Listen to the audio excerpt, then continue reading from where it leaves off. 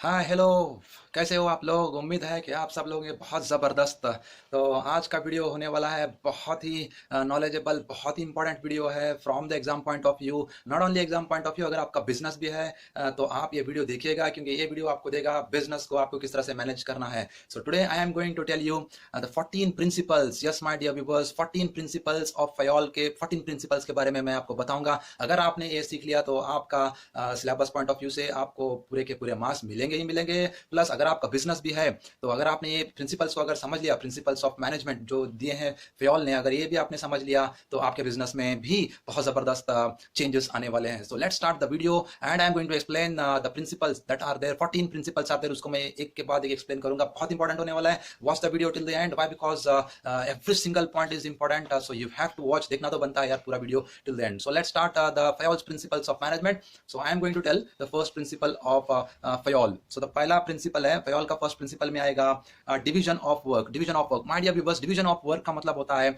In the organisation बहुत सारे काम होते हैं, लेकिन आपको ये जो अलग अलग जो काम होते हैं ये इनको आपको डिवाइड करना पड़ेगा, और ये डिवाइड कर कर आपको अपने एम्प्लॉइज को देना पड़ेगा अकॉर्डिंग टू देयर प्रोफिशिएंसी। उनकी जो नॉलेज होती है, जो उनका एक्सपर्टाइज होता है, उसके अनुसार वो काम को आपको डिवाइड करना है and you have to allocate the work. ऐसा नहीं है कि हर एक काम हर एक बंदा करेगा तो वो काम वो नहीं कर पाएगा। So if you want to manage your organisation in the proper way, you have to divide the work and you have to give this work to the employees according to their knowledge. वो जो उनका एक proficiency होता है, जो उनका expertise होता है, उसके अनुसार क्या करना है, उनको उनके काम वहां पे देने हैं। सो वर्क को क्या करना है, डिवाइड करना है और उसको एलोकेट करना है। That's the first point, division of work. Point number 2 says authority and responsibility. देखो, इन एन ऑर्गेनाइजेशन आपका बहुत इंपॉर्टेंट रोल होता है कंपनी का कि किसी एक मैनेजर को या जो भी लोग होते हैं उनको क्या करना पड़ेगा, आपको अथॉरिटी देना पड़ेगा। Now what is authority? Authority is right to give orders. Authority is right to give orders. देखो, कंपनी में आप लोगों को, थोड़े लोगों को क्या करना पड़ेगा, एक की पोजीशन आपको देना पड़ेगा। नाउ जिसके पास की पोजीशन होता है, he is the person who is having lot of authority. Now आप जिसके पास अथॉरिटी है उसकी रेस्पॉन्सिबिलिटी भी बनती है कि वो लोगों से, एम्प्लॉइज से क्या करना है, काम करवा के लेना। जिसके पास अथॉरिटी होती है ऑटोमेटिकली उसके पास रेस्पॉन्सिबिलिटी चली आती है। सो अथॉरिटी और responsibility goes hand in hand. अगर आपके पास अथॉरिटी है तो रेस्पॉन्सिबिलिटी आपकी है। अथॉरिटी एंड रेस्पॉन्सिबिलिटी ये क्या करेंगे, दोनों मिलकर चलेंगे। जिसके पास अथॉरिटी आएगी उसके पास क्या रहेगी, रेस्पॉन्सिबिलिटी रहेगी काम करवा के लेने की। आप कुछ भी कर सकते हैं अपने एम्प्लॉइज के लिए, एम्प्लॉइज के साथ आप उनको काम अलोकेट कर सकते हैं। ठीक से काम नहीं कर रहे हैं तो you can ask them to do properly. So management has given you the full authority. No, authority मिला है तो आप उसको लाइट में नहीं ले सकते। अथॉरिटी है तो रेस्पॉन्सिबिलिटी भी आपका ही है। अगर कंपनी में अगर कुछ सक्सेस आ रहा है तो आपको क्रेडिट मिलेगा, फेलियर आ रहा है तो भी उसकी जिम्मेवारी किसकी होगी, जिसकी अथॉरिटी है। So authority and responsibility goes hand in hand. That's point number 2। Point number 3 आएगा। पॉइंट नंबर 3 आएगा डिसिप्लिन। भैया डिसिप्लिन जो है इट्स वेरी इंपॉर्टेंट। हम सभी को पता है डिसिप्लिन कितना इंपॉर्टेंट है। स्कूल से हम लोग ये पढ़ते आ रहे हैं ना, जैसे स्कूल में हो या कॉलेज में हो, हमको टाइम पे आना होता है। जो भी यूनिफॉर्म होते हैं हमको उसको रेगुलर वेयर करना होता है। बहुत डिसिप्लिन में हमको रहना पड़ता है। So in the same way in the organization, if you are an employee of that particular organization, you have to follow certain rules, regulation, norms क्या करने हैं, आपको फॉलो करने पड़ेंगे। जो भी काम होता है आपको उसको डिसिप्लिन वे में करना है। बहुत अच्छे से आपको क्या करना है, वहां पे बिहेव करना होता है। So you have to follow all the rules and regulation which have been framed by the organisations. तो ये हो गया point number 3, that is discipline. Discipline का मतलब होता है abiding the rules of a organisations. Rules of the organisations को क्या करना है, आपको फॉलो करना होता है। Now I am going to explain the fourth principle of Fayol. Fourth principle है unity of command. Unity of command का मतलब आएगा there should be only one boss. Company के अंदर आपको सिर्फ ऑर्डर किससे मिलने हैं, बहुत सारे लोगों से अगर ऑर्डर मिलने लगेंगे तो आप कंफ्यूज हो जाएंगे। सो कंपनी को मेक श्योर करना पड़ेगा, जो भी एक एक टीम होती है, देयर आर डिफरेंट टीम्स, तो उस टीम के लिए एक रेस्पॉन्सिबल पर्सन होगा। वो क्या करेगा, उनको डायरेक्शंस देगा, वो क्या करेगा, उनको कमांड देगा, सॉरी वो क्या करेगा, उनको कमांड देगा। तो जो एक ग्रुप होता है, जो एक टीम होती है, they have to listen the orders from one single person. तो उनको क्या होगा, क्लियरली समझ में आएगा कि आपको क्या काम करना है। अगर 4-5 लोग अगर आकर उनको क्या करने लगेंगे, कमांड करने लगेंगे, देन व्हाट विल हैपन, वो कंफ्यूज हो जाएंगे कि यार I have to receive the orders of this person, this person, this person. तो उनका काम कुछ भी उनको समझ में नहीं आएगा and they will be in dilemma कि किसके ऑर्डर को हमको फॉलो करना है, किसके ऑर्डर को फॉलो नहीं करना है। So principal of Fayol says कि कमांड शुड बी देयर, और जो भी ऑर्डर्स आ रहे हैं वो किसके थ्रू आने हैं, वन सिंगल बॉस के थ्रू आने हैं। सो काम का मैसेज क्लियर जाएगा, एम्प्लॉइज भी एक सीधी दिशा में काम करेंगे, क्योंकि उनको ऑर्डर्स कहां से मिल रहे हैं, सिर्फ एक आदमी से मिल रहे हैं। That is very important. Next is unity of direction. Now unity of direction says everyone in the organisations need to move towards the same objective, directions और गोल्स। कंपनी में जितने सारे लोग काम करें, right from top level, middle level और lower level, जितने लोग काम करें, अलग अलग डिपार्टमेंट में जो लोग काम करें, अलग अलग प्रोफेशंस के जो लोग काम कर रहे हैं, उनका काम अलग अलग होता है, but they have to move towards one single direction, they have to move towards one single goal. सबका एक ही ऑब्जेक्टिव ऑब्जेक्टिव होना है, that is taking company to the next level, company का मैक्सिमाइज करना है, एक्सपेंशन करना है, increasing the profits, okay, reaching the highest sales for this particular time. तो ये सभी का क्या होना है, डायरेक्शन होना है। तो सभी लोगों को क्या करना, मिलकर आगे बढ़ना है in the same direction. That is point number 5। Next comes subordination of individual interest to general interest. Point number 6 आएगा, subordination of individual interest to general interest. Now here this point says we should have a balance between individual interest and company's objective. देखो, company को चाहिए employees को क्या करना है, उनसे काम करवा के लेना है। It is companies objective. Company का ऑब्जेक्टिव क्या है, एम्प्लॉय से काम करवा के लेना, taking the maximum results from the employees. और एम्प्लॉय का क्या ऑब्जेक्टिव होता है, उसका क्या इंटरेस्ट है, मेरे को क्या होना है, यहाँ से सैलरी मिला है। सो दोनों का जो इंटरेस्ट होता है उसको क्या करना है, यहाँ पे क्लब कर आपको आगे बढ़ना है। That is very important. So वो क्या रहे यहाँ पे, कंपनी का objective is taking maximum results from the employees and employees are working for the salaries. तो दोनों जब मिल जाएंगे तो कंपनी का क्या होगा, सक्सेस आएगा। तो कंपनी एंड एम्प्लॉइज दोनों का ऑब्जेक्टिव अलग अलग है, बट दोनों का एक ये क्या है यहाँ पे, एम्बिशन क्या होना है, कंपनी को आगे लेके जाना, रिजल्ट्स को आगे लेके जाना। That is called as subordination of individual interest to the general interest. Next comes remuneration of employees. अगला पॉइंट आएगा रेम्यूनरेशन ऑफ एम्प्लॉइज। देखो यार, हर बंदा काम क्यों करता है, ऑर्गेनाइजेशंस में सैलरी के लिए काम करता है। अगर एक कंपनी उसको सैलरी नहीं दे रहा है तो why is going to work in the organisations. तो you have to make sure once the work is done, जैसे ही उसका काम खत्म हो जाता है तो कंपनी को क्या करना पड़ेगा, उसको सैलरी देना पड़ेगा according to his work.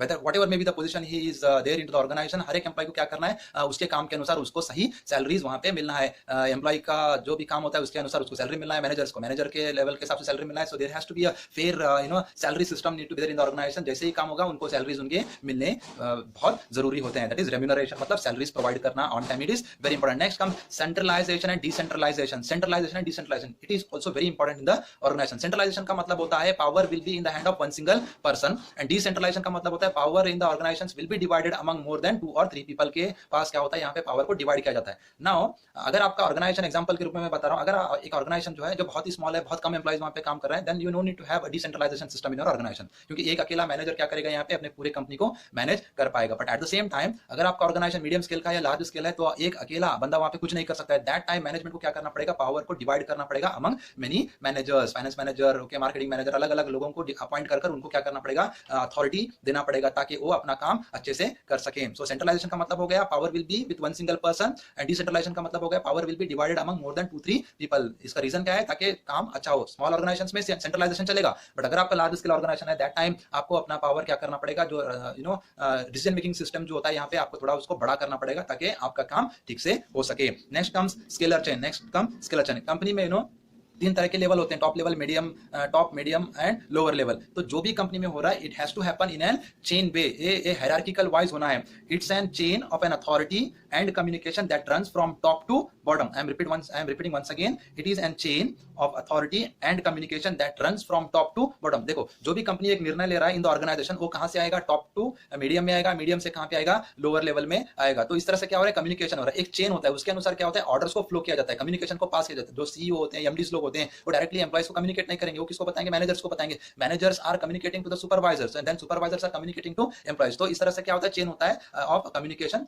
System. In the same वे अगर एम्प्लॉइज को अपनी बात पहुंचानी होती है टू द टॉप लेवल, तो क्या करेंगे, सुपरवाइजर को बताएंगे, supervisor will communicating to the managers, manager are putting across what is the requirements of employees to the higher level. तो एक सिस्टम में क्या होता है, यहाँ पे चलता है, एक चार्ट होता है इसका, according to that communication system company के अंदर चलता है, from top level to medium, medium to lower level में ये सारा का सारा कम्युनिकेशन यहाँ पे चलता है। Next is order. Next is order. People and material, लोग और material of an organization must be kept in a proper place and at the right time. सब कुछ क्या होना है, अवेलेबल होना है, ऑर्डरली सब कुछ अरेंज होना है। अगर एक असाइनमेंट अगर आपको करना है, कंपनी में कुछ मैन्युफैक्चर होना है, तो मैन्युफैक्चरिंग डिपार्टमेंट में क्या होने हैं, रॉ मटेरियल्स होने हैं ना, पैकेजिंग डिपार्टमेंट में क्या होना है, पैकेजिंग रिलेटेड मटेरियल्स होने हैं, सेल्स डिपार्टमेंट में क्या होना है, सेल बाहर जाके सेल करने के लिए जो भी इक्विपमेंट चाहिए वो होना है। तो सब कुछ जो भी होता है ऑर्डरली अरेंज होना है। ऐसा नहीं है कि मार्केटिंग डिपार्टमेंट में प्रोडक्शन डिपार्टमेंट का वस्तु है और प्रोडक्शन डिपार्टमेंट में सेल्स का वस्तु, अगर वहां पे सभी कुछ शाबी रहा, सब कुछ मिक्सअप रहा, तो क्या नहीं होगा, आपका जो प्रोडक्शन रिलेटेड जो काम होता है, that will not happen in N proper way. तो मेक श्योर करना पड़ेगा कि सब कुछ सिस्टमैटिकली अरेंज हो। एक आप शोरूम में जाइए, कितना सिस्टमैटिक अरेंज होता है ना, बहुत सिस्टमैटिकली वहां पे अरेंज किया होता है, because it is an orderly. अगर आपका रहा तो क्या होगा, प्रोडक्टिविटी क्या होगा, कंपनी का बढ़ेगा। It is very important. So the next is next is equity. Next is equity. Equity का मतलब होता है fairness among all the employees. आपको मेक श्योर करना पड़ेगा कि एम्प्लॉइज के अंदर क्या उन्हें फेयर ट्रीटमेंट आपको करना पड़ेगा। आप किसी के साथ इनजस्टिस नहीं कर सकते। जितने एम्प्लॉइज आपके पास काम कर रहे हैं उनके हर एक एम्प्लॉय के साथ क्या करना है, आपको इक्वली ट्रीट करना पड़ेगा। There should not be any scope for favouritism. Favouritism का मतलब होता है किसी की तरफ आपका ज्यादा लगाव झुकाव नहीं होना है। All the employees are equal to you people. हर एक एम्प्लॉय के साथ आपको इक्वली बिहेव करना पड़ेगा। That is called as equity. Fairness होना है, वेदर इट में भी इंटरेक्शन रहने दो या सैलरी पॉइंट में हो रहने दो, किसी के साथ इनजस्टिस नहीं होना है। सबके साथ आपको क्या करना है, मिलकर it is a team game, coordination के साथ सबके साथ आपको काम करना होता है। That is the principle number 11। Now is principle number 12 of yours. Principle says stability of personal. Stability of personal ये बहुत इंपॉर्टेंट होता है। जॉब सिक्योरिटी देना एक बहुत इंपॉर्टेंट होता है एक एम्प्लॉय के लिए। जॉब सिक्योरिटी का मतलब होता है जब एक एम्प्लॉय कंपनी के अंदर आता है उसको इमीडिएट नहीं कहना है कि अगर आप परफॉर्म नहीं करोगे अगले 15 दिन में आपको यहाँ से निकाला जाएगा या आपको ट्रांसफर किया जाएगा।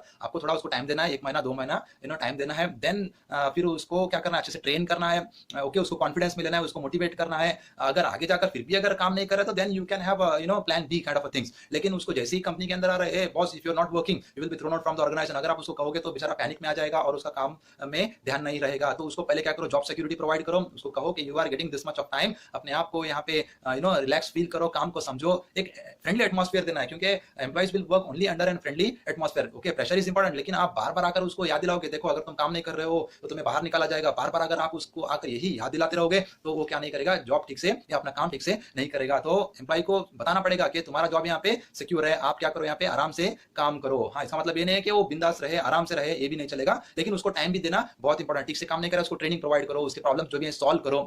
फिर भी अगर नहीं कर रहा है तो देन तो बनता है जो भी कंपनी डिसाइड करेगा that will be final. So the next thing is initiative. Initiative का मतलब होता है employees should be encourage to participate और टू गिव सजेशंस। तो एम्प्लॉइज को क्या करना है, आपको मोटिवेट करना है, उनको एनकरेज करना है आगे आने के लिए। जो भी टीम मीटिंग्स होती हैं, जो भी प्लानिंग के लिए जो भी डिस्कशंस होता है, वहां पे एम्प्लॉइज को आपको कहना है okay you can come front, okay share your ideas, okay share your views. आपको क्या कहना है, आपकी क्या स्ट्रेटजीज हैं, कैसे हम लोग और कंपनी को अच्छा कर सकते हैं, कैसे प्रोडक्ट्स को हम अच्छा बना सकते हैं। तो एम्प्लॉइज को क्या करना है, आपको मोटिवेट करना है ताकि वो लोग आगे आए, ओके, और अपने जो आइडियाज हैं, जो अपने व्यूज है, अपने जो उनकी अलग कुछ प्लानिंग अगर उनका कुछ रहा तो वो आगे आकर बता सकते हैं। तो you have to motivate your employees so that they should come front and take initiatives in all the developmental works of an organization. So the next point is, that's the last point, 14th principle, that is split the corps. So here harmony among all the employees, among all the department, क्योंकि अगर company में क्या नहीं रहा, piece नहीं रहा तो क्या नहीं होगा, टीम वर्क नहीं होगा, कोऑर्डिनेशन नहीं रहेंगे, झगड़े होते रहेंगे, तो क्या नहीं होगा, आप एक जो ऑब्जेक्टिव है कंपनी का उसको आप अचीव अटेन नहीं कर पाओगे। तो ये बहुत इंपॉर्टेंट होता है कि कंपनी के अंदर क्या होना, पीस होना बहुत इंपॉर्टेंट है। तो दीज आर द 14 प्रिंसिपल्स। मान के चलिए बहुत इंपॉर्टेंट है, एग्जाम पॉइंट ऑफ व्यू से इसको समझिए और ये बहुत इंपॉर्टेंट होने वाले हैं। आई होप बहुत सिंपल वे में, बहुत एक ही वीडियो में मैंने बना दिया है, और इसके 2-3 वीडियो बनते थे, लेकिन I tried my level best to finish this in one single video. और इसको क्या करिए, बुक में जाकर वापस आप दोबारा पढ़िए, डेफिनेटली आपको बहुत इजी लगेगा। आई होप दिस वीडियो में add value into this 14 principles, आपको बहुत इजी लगेंगे। Will see you next time with a different video. Till then take care and bye bye.